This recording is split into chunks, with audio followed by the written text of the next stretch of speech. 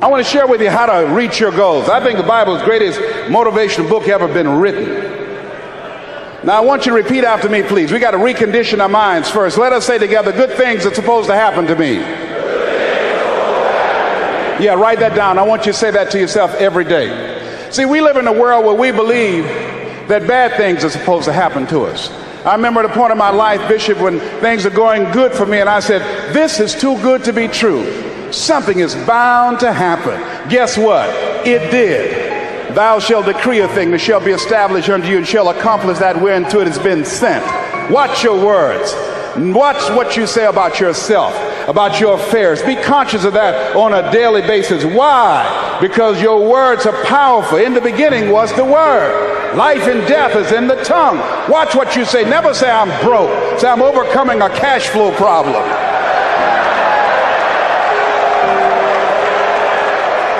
Claim what you want, not what you don't want.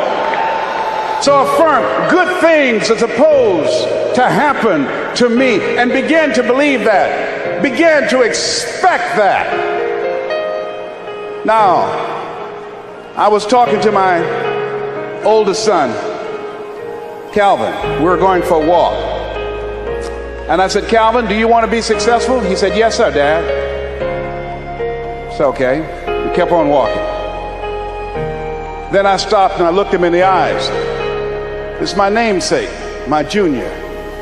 I said, Calvin, we're looking at each other eye to eye now. Do you expect to be successful?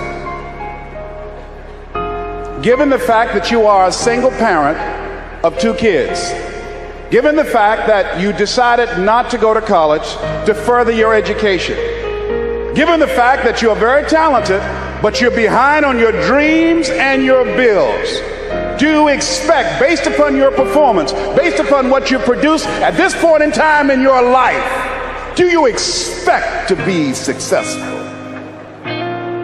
And Calvin got quiet. Because see, if you ask most people at the Manpower Conference, do you want to be successful? Do you want to live a life of productivity?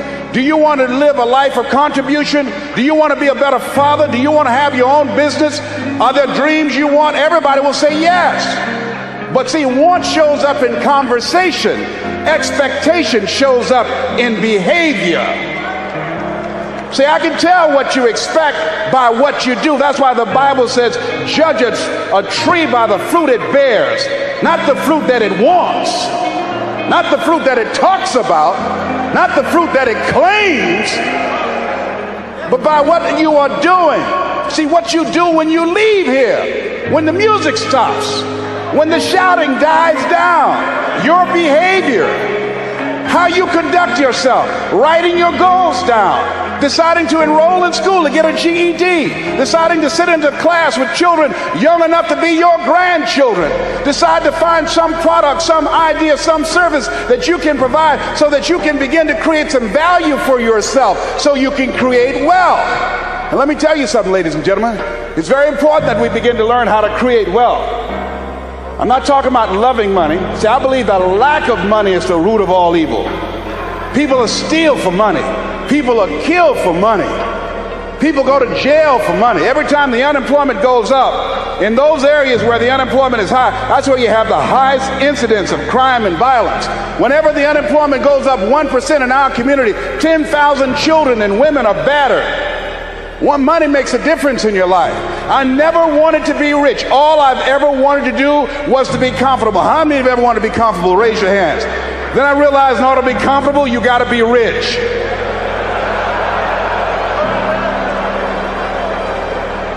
An old friend of mine, Zig Ziglar, said, people say money won't make you happy, but everybody want to find out for themselves. Rita Davenport said money ain't important, but it's right up there with oxygen. And let me tell you something, fellas, even if you're as homeless as I am, if you got some money, women will find something cute on you.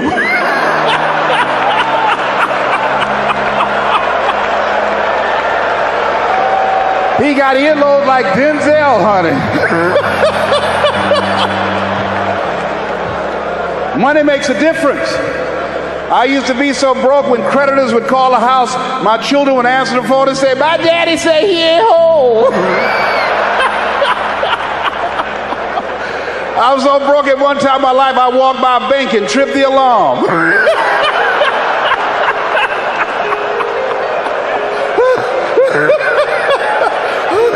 I tell you, poverty sucks. You hear me? Repeat after me, please. I'll never be broke again. Yes, write that down. I affirm that I'll never be broke again. Never. Never will I ever be broke again. Let me tell you what money does. Number one, it gives you control over your life. Write that down. Number two, it gives you options. Three, it allows you to live a life of contribution, to contribute to things that you feel strongly about. Like this ministry and the work of Project 2000 will be doing to change the lives of young people.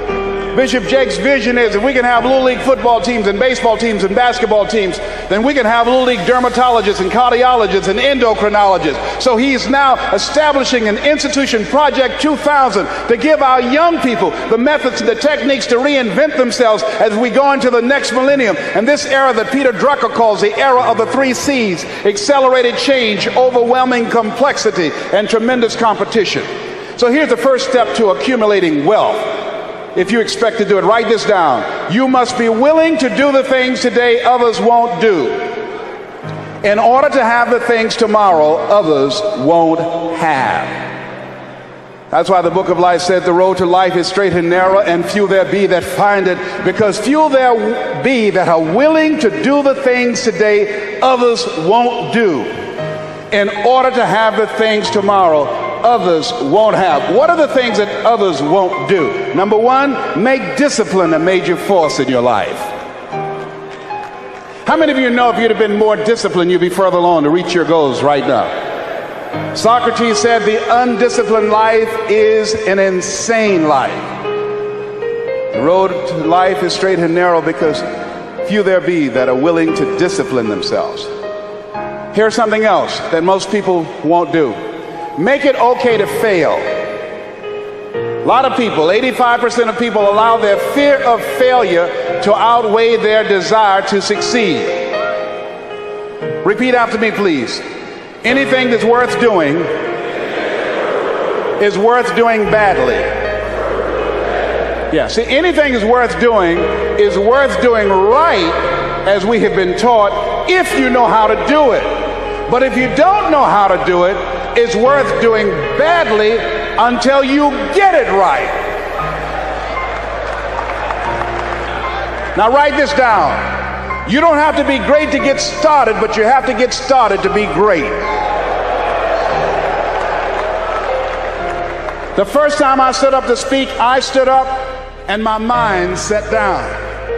I looked at the audience and I panicked. I had to introduce a play at school. We're about to start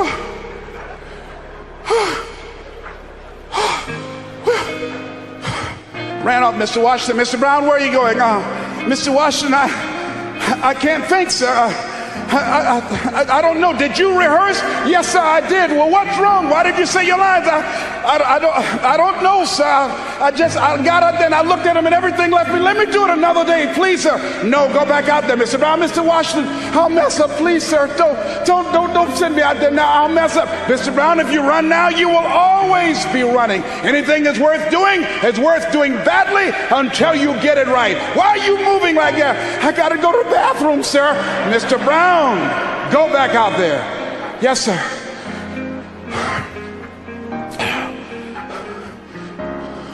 We're about to start a play called 12 Angry Men, directed by Mr. Leroy Washington.